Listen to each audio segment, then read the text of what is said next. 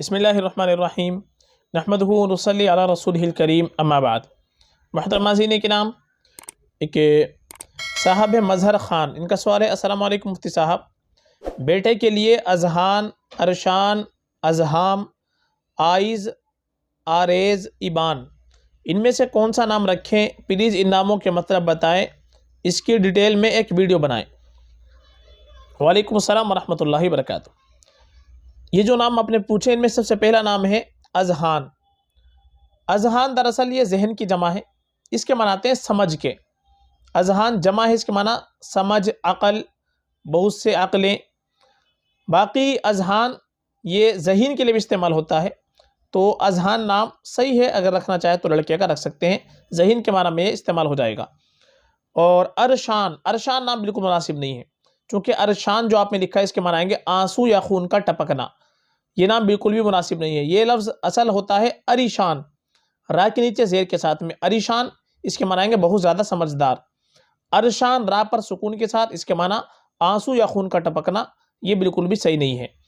اور ایک نام ہے اذہام یا اذہم، یہ کوئی نام نہیں ہے، یہ بے معنی نام ہے، مہمل نام ہے، یہ کافی تلاش کے باوجود ہم کو نہیں مل پایا ہے، یہ بالکل مناسب نہیں ہے۔ اذہام یا اذہم یہ صحیح نہیں ہے۔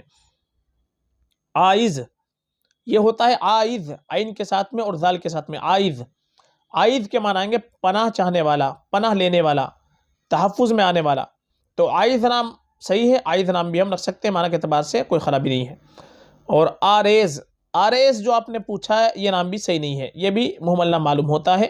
بہت سے ویب سائٹ پر اس کے آریز کے معنی قومی رہنما یا لیڈر اور سردار کے دے رکھے ہیں، وہ بالکل غلط ہے۔ آریز حمزہ کے ساتھ یہ نام صحیح نہیں ہے، یہ اصل لفظ ہوتا ہے یا تو آریز لفظ ہوگا عین کے ساتھ میں، آریز، آریز کے بنائیں گے بادل، افق پر چھایا ہوا بادل۔ اس طریقے سے رخسار کے معنی بھی آئیں گے، جو گال ہوتا ہے چہرے کا رخسار، اس کو بھی کہتے ہیں آریز۔ یا پھر یہ لفظ ہم پڑھیں گے عریض، تو عریض عین کے ساتھ اس کے معنی آئیں گے چوڑے کے۔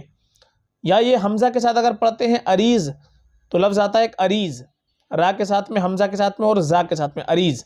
عریض کے معنی آئیں گے سردی، پالا، انتہائی ٹھنڈا دن، تو عریض نام رکھنا چاہیے، یہ بھی رکھ سکتے ہیں۔ لیکن آریز جو لفظ ہے یہ صحیح نہیں ہے، کہیں سے کہیں تک ہم کو نہیں مل پایا ہے، یہ مہمل معلوم ہوتا ہے۔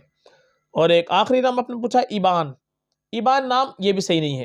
ایبان کا صحیح تلفظ ہوتا ہے ابان، یہ حمزہ پر زبر کے ساتھ میں اس کو پڑھیں گے ابان، اور ابان یہ صحابی کا نام گزرا ہے، حضرت عثمان غنی رضی اللہ تعالیٰ عنہ کے بیٹے کا نام بھی گزرا ہے۔ تو ابان اس کے معنی تو آتے ہیں واضح، صاف، اور صحابی کا نام ہے تو صحابی کی نسبت سے ابان نام بڑا خوبصورت ہے، بڑا مبارک نام ہے، یہ بالکل ہم رکھ سکتے ہیں۔ ایبان نام صحیح نہیں ہے۔ تو ان ناموں میں اذہان نام صحیح ہے، اور آئذ نام صحیح ہے، یہ رکھ سکتے ہیں، اور ایبان کی جگہ ابان نام ہم رکھ سکتے ہیں، باقی اور نام مناسب نہیں ہے فقط، واللہ عالم۔